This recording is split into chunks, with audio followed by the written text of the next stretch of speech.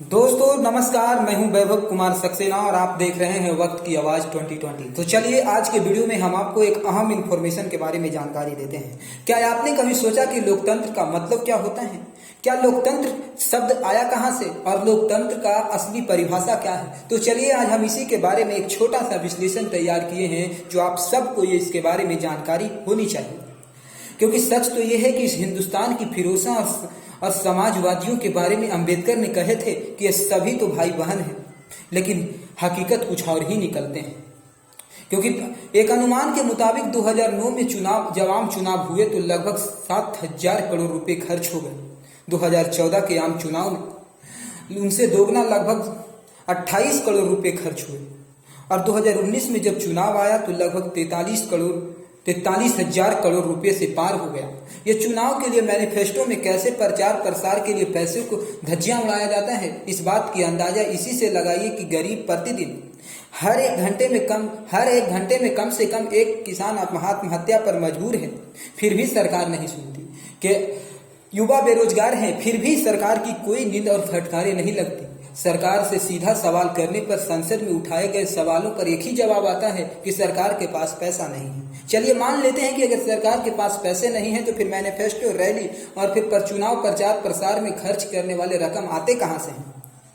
क्योंकि एक सवाल तो ये भी है कि जनता के पैसे से जिन्होंने सारे जनता मिलकर किसी को राजगद्दी पे बैठाया, अगर वही जनता को मूर्ख बनाना शुरू कर दे तो फिर अंग्रेज का जमाना तो सच तो यह है कि आज भी अंग्रेज जैसा ही व्यवहार हो रहा है।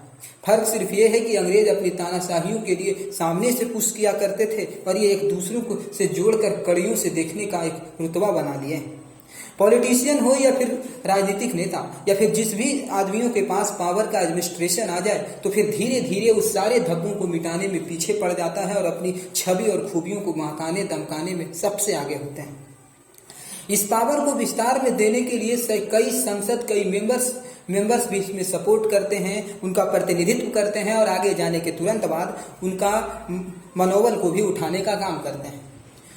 किसी भी नेता या पार्टी का सबसे बड़ा योगदान होता है उनका समर्थक, उनका पब्लिसिटी और उनका राय या विचार। लेकिन आजकल नेता ना तो ट्वीट करते हैं, ना किसी से मिलते जुलते हैं और ये सारी प्रक्रिया ऐसे ही चलते रहता है।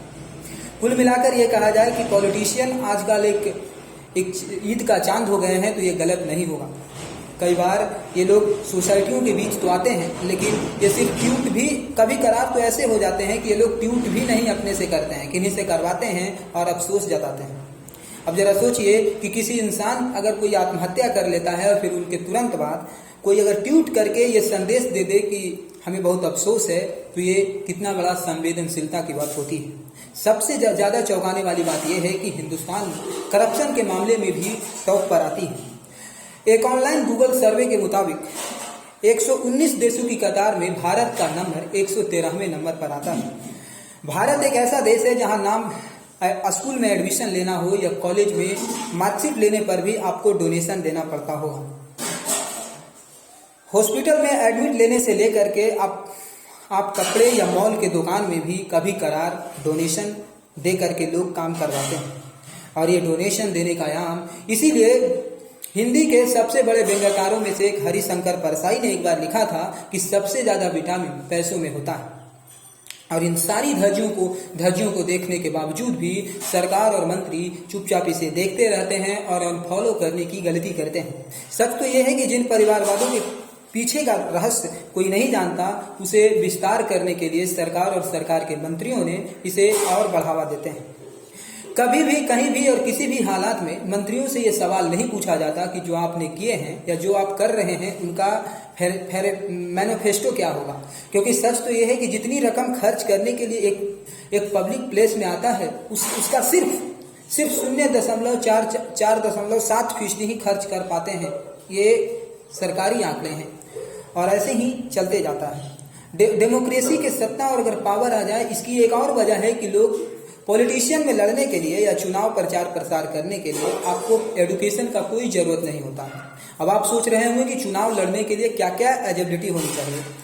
तो सबसे पहले व्यक्ति मानसिक रूप और शारीरिक रूप से फिट होना चाहिए। दूसरी वजह ये कि वो कम से कम 25 वर्ष का एज होना चाहिए या उससे ज्यादा का एज होना चाहिए, कम से कम 25 वर्ष। तीसरी वजह यह है कि वो पागल या दीवानिया ना हो। और चौथी वजह ये है कि वो किसी लाभ के पद पर ना हो। अगर इतना एबिलिटी आप में है तो आप भी चुनाव लड़ सकते हैं। राज्यसभा में कुछ मेंबर्स को मनोनीत करके डायरेक्ट राज्यसभा भेजा जाता है, लेकिन वो भी अपनी पर्ची और अपनी अर्जी भरने में व्यस्त होते हैं। और इन्हीं दो गैपों के बीच में जो खाई होती है उसे रिप्रेजेंट करने का काम को एक नेशन थ्योरिकल ऑफ प्लांट कहा जाता है, जिसे आउट ऑफ स्टैंडिंग या एस्टेब्लिश्ड करने का काम किया जाता है। पॉलिटिशियन अगर दिन प्रतिदिन इस मुहिम को बदलते जाए तो आने वाला पीढ़ी ये स्वीकार ही नहीं कर पाएगा, एक जमाना कर पाएगा कि आने वाला पीढ़ी कितनी अभद्र दृष्टि से बन रहा है। क्योंकि एक जमाना हुआ करता था जब कोई भी पार्टी के नेता, कोई भी खराब से खराब पॉलिटिशियन या अच्छा से अच्छा नेता आते थे तो भीड़ लग जाते थे। उन्हें देखने के लिए दूर दूर से लोग कतार पे लगते थे, या फिर यूँ कह लीजिए कि 5-10 दिन 15 दिन पहले से ही अपना सीट रिजर्व कर लिया करते थे। लेकिन आजकल हालात उल्टे हैं। आज हर लोग शिक्षित हैं, कम से कम इतना तो जरूर कि उनकी हर खूबी को पहचानते हैं। इसलिए आजकल के नेता लोग रैलियों में, महासभाओं में, कई बार तो क्रांतिकारियों में भी उन्हें लालच देकर बुलाया जाता है और उन्हें प्रोत्साहन किया जाता है, और इस तरह से पॉलिटिशियन को चलाया जाता है। दोस्तों, उम्मीद करते हैं कि एक हिस्सा अच्छा लगा होगा, और अगर अच्छा लगा है तो इसे लाइक, सब्सक्राइब और कमेंट करना मत भूलिएगा। और ऐसे ही वीडियो को देखने के लिए हमारे चैनल को सब्सक्राइब भी कर लीजिएगा। उम्मीद करते हैं कि अगला वीडियो में हम फिर मिलेंगे। तब तक के लिए नमस्कार। स्वस्थ रहिए, खुश रहिए और अपना स्वास्थ्य का ख्याल रखिए।